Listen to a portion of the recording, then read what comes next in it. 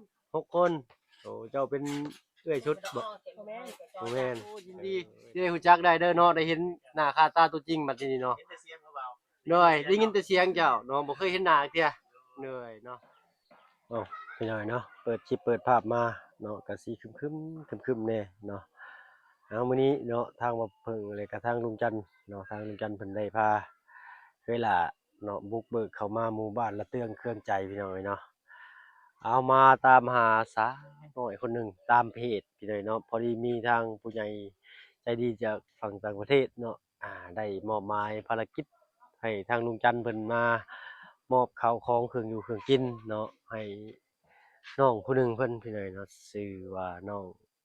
หมวยว่าซั่นซะเนาะทางบ่เพิ่นก็บ่เคยเห็นหน้าค่าตาน้องเพิ่นดอกพี่น้อยเนาะครั้งแรกคือกันทางบ่เพิ่นก็ได้เนาะเข้ามาบ้านน้องเพิ่นนี่แหละพี่น้อยบ้านหลังนั้นเนาะ แต่ก็หลังน้อยอยู่พี่น้องแต่ว่าคนค่อนข้างแน่นหนาพอสมควรเนาะแล้วก็ในขณะที่ว่าเป็นเรือนนอนนั้นพี่น้อยเนาะแล้วก็ยังขายข้าวขายของเครื่องอยู่เครื่องกินเนาะเล็กๆน้อยๆเนาะก่อนสิมาทำความรู้จักกับน้องๆเพิ่น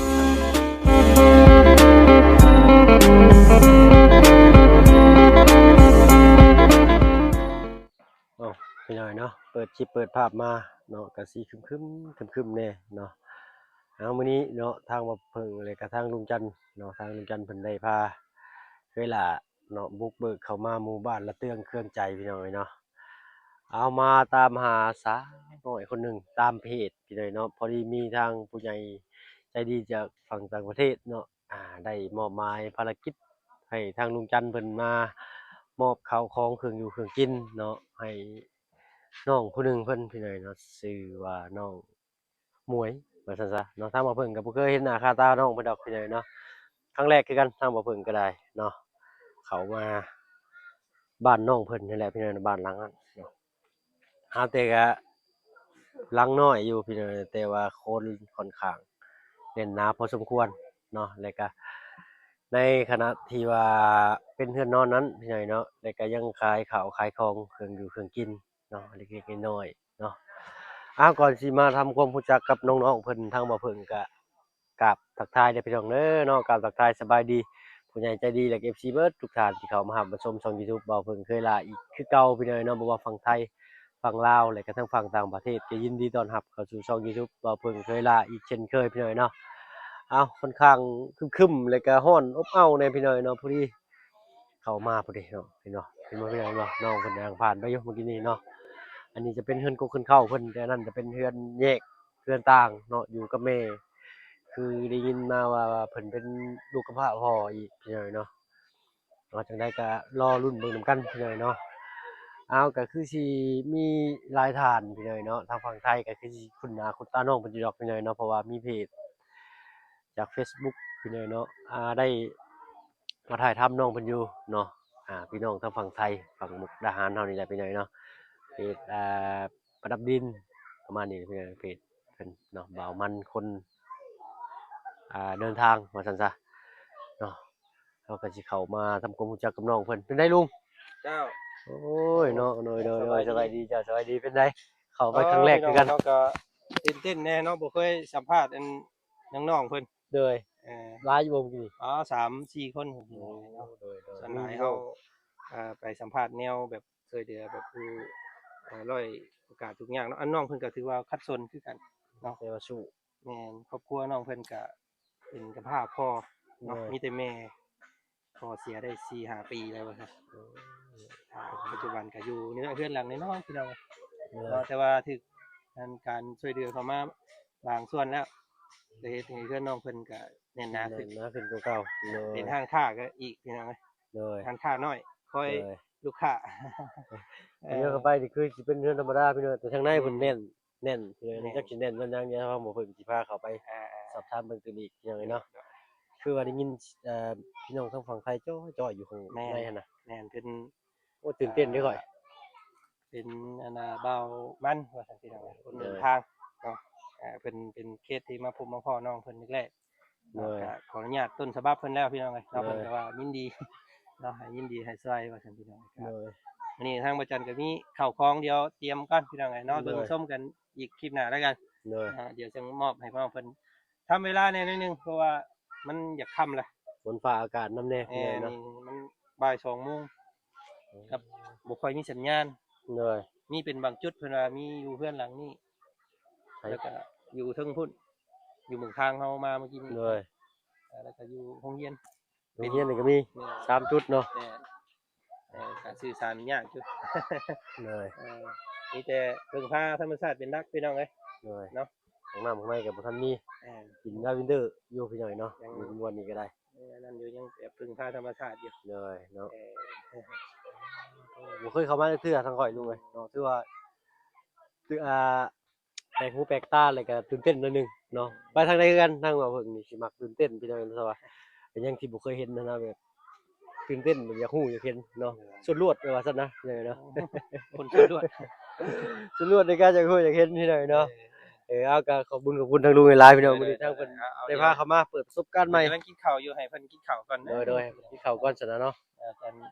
มาพอดีพ่อพาเข้า เนาะ เตรียมของข้าวก่อน เลยเอาเปิดท้ายใส่บ่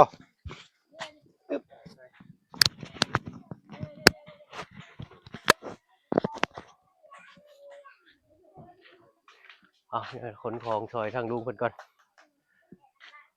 เอาออกเบิดเลยเด้อ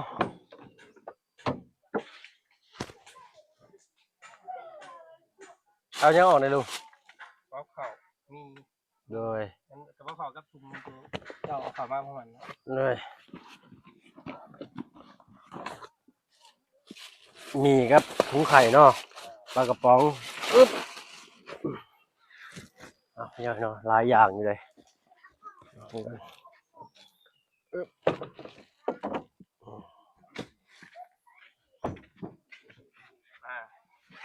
เอาโทรมาบอกก่อนนะ เอาหมดเลย เท่านั้นแหละ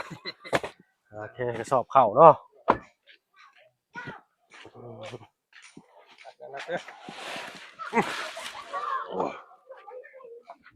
อุ๊บเจ้าโอ้เนาะ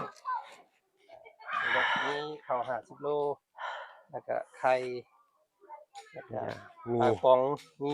แล้วก็น้ำเนาะเพิ่น เนาะ เพิ่นว่าน้องเพิ่นบ่มีน้ำกิน น้ำยังกินน้ำมันน้ำโยกน้ำพวกนี้ เพื่อนเพิ่นมีแต่ผู้หญิงบ่ลูก จังว่าเป็นเอื้อยเพิ่นน่ะเอาผัวละ เลย ผัวยังอยู่นี่3 เลยยังอยู่3 คนเลยผู้หญิงไปเลย แม่เพิ่นมีน้องมอยหั่น เลย มีน้องชายอีกคนหนึงกัน น้องสังกอ ฮะ น้องสิคอยท่วงมื้อนั้นบ่ น้องไหน น้องชายเรานะน้องเชียงเม้งเห็นบ่ ไอ้ น้องชายเราแล้วหรือว่าบ่แม่นบ่ บ่แม่น บ่แม่นบ่ บ่แม่นอันนั้นน่ะน้องอันเช่งนะบ่น้อง แม่นน้องเชียงเม้งบ่แม่นน้องเรา บ่แม่นอยู่คนละบ้านพุ่นน่ะ อ๋อ อยู่บ้านที่เฮาผ่านมาแล้วหั่นน่ะบ้านอันตะนางพุ่นน่ะ โอ้โดย อันนี้อยู่คนละครอบครัวแต่ว่าน้องเพิ่นเคยมาดินน้ำกัน เหนื่อยเอารอท่าโอลมน้ำน้องเพิ่นอีกจักหน่อยหนึงพี่น้อยเนาะให้ทั้งน้องเพิ่นกินข้าวกินน้ำก่อนเนาะเดี๋ยวสิเสนอหน้าเข้าไปอยู่ดอกพี่น้อยน้อยๆหนึง เอาว่าจะได้บทสุภาพก็ขอโทษขออภัยไม่หลายเนาะว่าน้องเพิ่นยังขาดเคินหยังแน่เนาะวันนี้ก็ นี่แหละมีเอาหม้อ วันนี้ก็ ต้นให้เพิ่น ดีอกดีใจเบื้องต้นทางลุงจันทร์เพิ่นพี่น้อยเนาะเอาเนาะ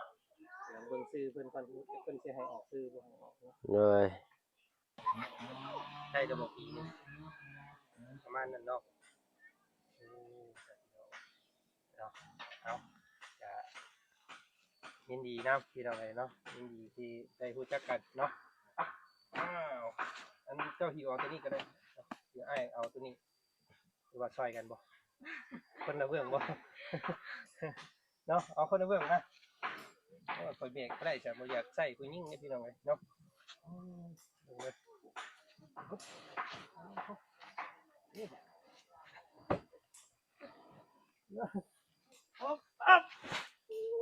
ได้ละถือเอาอันถุงจะ เอาดิเดี๋ยวเฮา ไปยั จะ ง มาเอาอันน้ำนำกันดิเนาะไปทางใดนี่ นี่บ่นี่ก็ได้บ่เนี่ยบ่เพิ่ง ไปยัง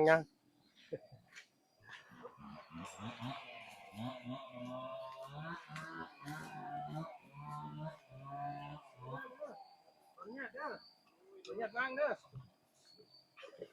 ปุ๊บเอาวางไว้นี่ก่อนก็ได้นะให้ถ่ายรูปก่อนก็ได้เอาหน้ามานี่ไป เอาสบายดีทั้งน้องเพิ่นนำเด้อเนาะสบายดีเจ้าชื่ออะไรล่ะ คือมวย น้องมวยเลย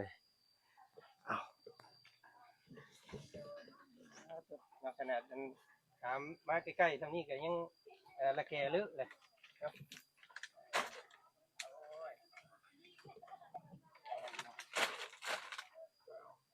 โอเคพี่น้องเนาะทางนี้ก็ได้เรา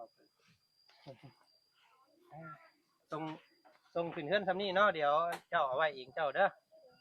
หั่นหน่อยสิเอาไว้ขายก็ได้สิเอาเดี๋ยวเพิ่นเอาให้เอาไว้กินเด้อน้องเด้อเจ้าสิเอาขายก็ได้เอาของเจ้านะแล้วก็มื้อนี้หลังจากซื้อเขาซื้อของไปแล้วพี่น้องเอ้ยเหลือเงินอยู่โอ้ยยังสั่นอยู่พี่น้องเมื่อยเนาะก่อนเนาะเหลือเงินอยู่200,000แล้วเอาสิมอบให้เจ้าเลยเด้อเอาไว้ซื้อกินซื้ออันนั้นพี่น้องเนาะซื้อเรื่องให้เจ้าเนาะเนาะพี่น้องเนาะครับข้าวของเนาะทั้งเบิดทั้งมวลนี่ที่ไอ้เอามอบให้เจ้ามื้อนี้พี่น้องเลยเนาะก็เป็นทางเป็นข้าวของทางพ่อเนาะ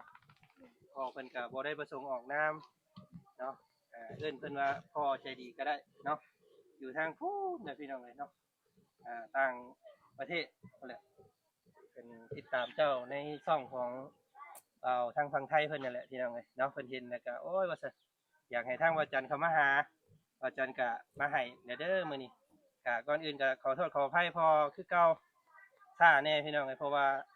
เนื่องในกาลเวลาเนาะกับข้าวฝน ยังสั้นอยู่เมื่อย มันเมื่อยมันอาย เด้อเนาะเอาพุ่นมาบานพี่น้อง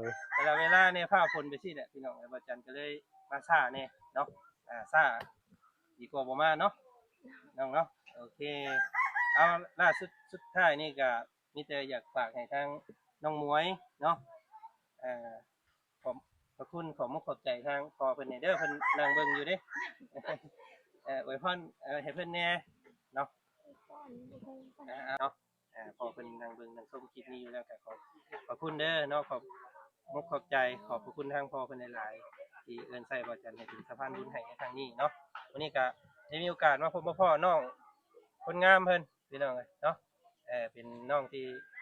ค่อนข้างจะรู้จักในเฟซมากหลายสมควรอยู่เนาะน้องหมวยเนาะมีนามสกุลบ่หมวยซื่อๆนี่น้องหมวย ยังมีอารมณ์หยอกน้องคนที่พี่น้องไว้เนาะเอาเดี๋ยวมื้อหน้ามื้อในเราเว้าสิเข้ามาหาใหม่อีกเด้ออยากให้มาอีกอยู่บ่ อยากให้มาเลยหาหน่อไม้แกงเด้อเนาะเอาว่าบ่กินแนวอื่นดอกกินหน่อไม้พี่น้องมีบ่หน่อไม้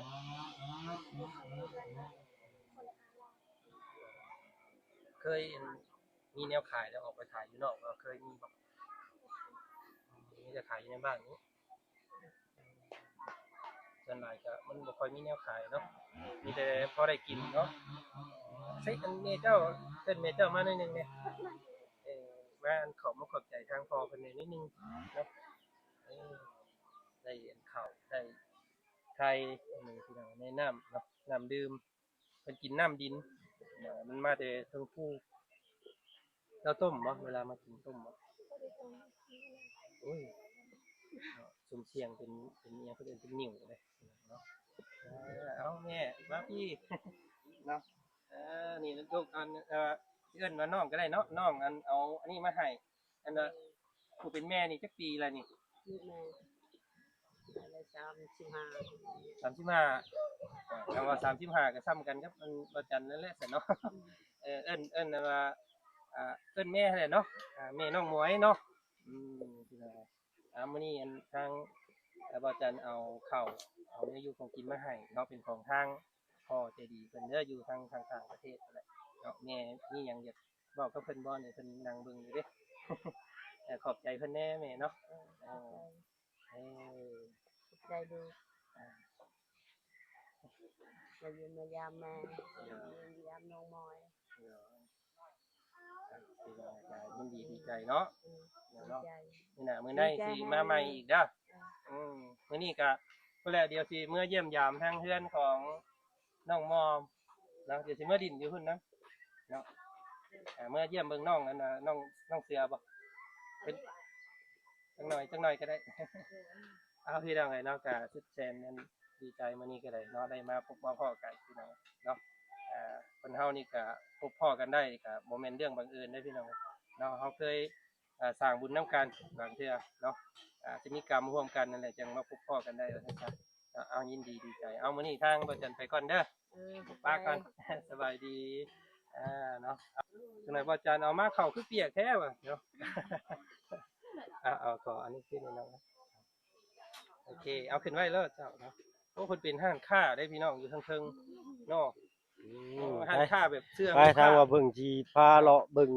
บ้านซองเฮือนซานน้องเพิ่นพี่น้อยเนาะ เพิ่งขึ้นไปอัน ขออนุญาตส่องเบิ่งในเฮือนได้เด้อเจ้าเลยเนาะเอ้ยเนาะมีแขกจากบ้านอื่นมาเยี่ยมมายามเนาะเอาบ่ต้องพิธีพี่ต้องก็ได้ดอกเจ้ามีแต่ว่ามาเบิ่งเนาะแล้วก็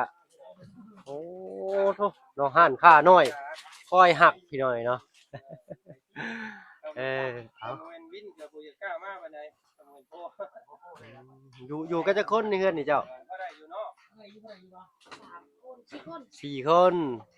เลยเนาะก็มีแต่ผู้สาวน้อยบาดนี้เนาะใช้ล่ะสิพาเอาไปใช้ให้อ้ายถามชื่อเสียงเรียงนามก่อนนี่ดูดิเนาะ เอาผู้สาวก็อยากคืนในอ้ายเนาะเพิ่นก็บ่ได้คืนในอ้ายดอกข่อยก็คืนคือกันพี่น้อยเนาะ เป็นห้านค้าน้อยๆพี่น้อยเนาะแต่ว่าอบอุ่นได้นี่แบบนี้เนาะใช้ผู้สาวชื่อหยังล่ะน้องดอนโดยอายุจักปีเจ้า16 ปีเนาะโอ้ผู้นั้นเด้อจ้ะฮะน้องโศกเศร้านี่บ่หรือว่าโศกยังไงนี่โชคดีอ๋อน้องโชคเนาะขอโทษขออภัยพี่น้อยถ้าว่าเพิ่งฟังผิดหน่อยนึงพี่น้อยเนาะว่าจะได้บ่สุภาพกะขอโทษขออภัยได้ไม่หลายพี่น้องเอ้ยเนาะโตอันครอบครัวเพิ่นนี่มีเอ้อยผู้นี้บ่มีแม่แล้วก็มีน้อง น้องมวย น้องหมวยแล้วก็เจ้าบ่ อันน้องสาวอีกผู้นึง สาวผู้หนึ่ง มีอ้ายผู้หนึง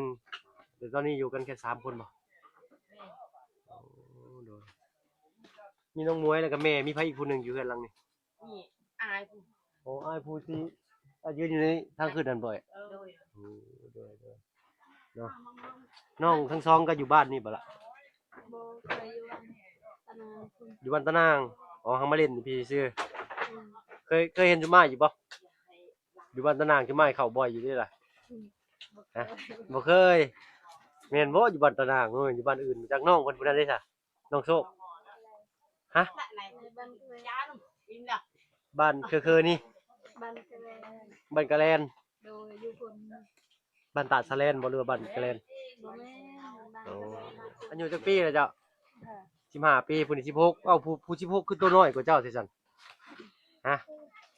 บ่ล่ะผู้16คือตัวน้อยกว่าเจ้าแท้อยู่เฮือนจะอยู่จักคนโดยเจ้าอยู่เฮือนน่ะจะอยู่จักคน สิเนี่ยดมเนี่ยจบดมเนี่ยสิเนี่ย 6 คนโอ้เจ้าเป็นเอื้อยชุดบ่ บ่แม่ บ่แม่นเนาะเอาพี่น้องเนาะก็มาเล่นมาแอนน้องๆเพิ่นเนาะก็บ่คิดดอกว่าสิมาพ้อน้องๆเพิ่นหลายขนาดนี้เนาะตอนแรกก็เห็นแต่น้องน้องหยังก่อลืมชื่อน้องเพิ่นแล้ว น้องมวย น้องมวยน้องในเพจแล้วก็น้องคนหนึงน้องผู้ชายนะน้องเสียงเม่งบ่แม่นบ่เพื่อนเพิ่นอยู่ไส อยู่คนเพื่อน อยู่บ้านตะนางเพิ่นบ่โอ้โดยเนาะคือใส่สินงามแต่ละบัดนี่ เอาเนาะเว้าไปเว้ามากะคืนนายเองพี่น้อยเนาะทางบ่เพิ่นก็สิขอตัวลำลาก่อนเนาะมาเล่นแม่นซื่อๆเนาะเอาอันนั้นก็เป็นทางทางไอ้มันเนาะสบายดีได้เด้อรู้จักได้เด้อเนาะได้เห็นหน้าค่าตาตัวจริงบัดนี้เนาะ เห็นแต่เสียงเบา โดยได้ยินแต่เสียงเจ้าเนาะบ่เคยเห็นหน้าเที่ยโดยทางฝั่งมุกดาหารบ่อย ๆโดย โอ้โดย กิน เนาะ ข้าวนํกันเนาะเบาเนาะ โอ้กินข้าวมาแล้วไอ้ขอโทษขอไป เนาะ โดยกินข้าวมาแล้วเจ้าเนาะก็พาพ้นน้ำแน่พี่น้อยเนาะก็พากันเฝ้าทางง่ายก็สิขอตัวลำลาเมื่อก่อนกลับก็ได้ใช่เด้อเนาะขอบคุณขอบใจหลายๆเจ้าไปแล้วเนาะสบายดีเจ้าไปพี่น้อยเนาะอยู่ดีมีแฮงเบิดสุขสุขคนที่เข้ามาชมช่อง YouTube บ่เพิ่งเคยหลายคือเก่าเนาะสำหรับคลิปนี้ไปแล้วพี่น้อยเนาะย้อนว่าดินฟ้าอากาศน้ำแน่เนาะแล้วก็กาลเวลาทางเฮาก็ผู้แหละอยู่นอกก็อีก3 หลังคาเรือนพี่น้อยเนาะที่ต้องรับผิดชอบรวมกันอีกพี่น้อยเนาะแต่ก็ทางลุงเพิ่นก็อ่าทางบ้านสะทึมเนาะบ้านน้องตะโลฮอดใช้ได้ลุงตัวน่ะ อ่าแล้วตัวเฮือนเนาะมีแต่ห้อง เก็บ น้ำ รายละเอียดกับห้องน้ำ ห้องครัว ของครัวน้ำเทพื้น แล้ว โอ้ ชุบนั่นเพิ่นแหละจังสิได้อันขึ้นเฮือนให้เพิ่น โดย แต่ เต็ม คาดว่าสิให้ขึ้นก่อนเข้าพรรษาเนาะ เลย ครับ เต็มระบบเลยเนาะบ้านน้องเพิ่นเนาะทางบ่เพิ่งก็มื้อนั้นเนาะว่าสิเข้าไปอัปเดตให้ปะลุงเบิ่งได้แต่ลำมันมาฝากน้องป๊อปพี่น้อยเนาะฟ้าหัวฝนเทลงใส่เนาะ นี่ก็ เอา สิเมื่อลำเนินอันนั้นเฮ็ดห้องน้ำนี่ต่ออีกพี่น้อง เลย เพราะ เนาะ ว่าอ่าเพิ่นไปส่งดินมันบ่ฮอดแล้วก็เฮ็ดให้น้องตะโลเพิ่นเมื่อย เลย เพราะว่าต้องได้ยู่ อยู่ดินเขาไปใส่อีก ลองทอดพี่น้อง พี่น้อยเนาะ นี่เพิ่นให้ไปจ้างคน เนาะ บ่ได้ซอยน้องเพิ่นว่าซั่นเนาะ เลย เอาเมื่อเดี๋ยวสิดำเนินการให้พี่น้องเลยเนาะ เนาะเอา เอา ทางบ่เพิ่งก็ เลย ผู้แหละว่างเวียกว่างหยังก็สิได้เข้าไปอัปเดตแต่ เดี๋ยว ทาง เดี๋ยว น้ำลุงเพิ่นอยู่พี่น้อยเนาะ พี่น้องเนาะครับขอบใจหลายๆเด้อ เลย เนาะสบายดี สบายดีจ้าป้ามีแต่เดินทางออกบ่บัดนี้หรือว่าไปใช้ต่ออีกลุง และไปเพื่อนน้องกันนะมอม เหนื่อย เดี๋ยวมือเพื่อนไปนั่นหนึ่งเด้อ เหนื่อยป้าพี่เหนื่อย ยา เนาะ มือกัน ทางเราก็สิขอตัวลำลาก่อนคลิปนี้ไปแล้วพี่เหนื่อยเนาะสบายดี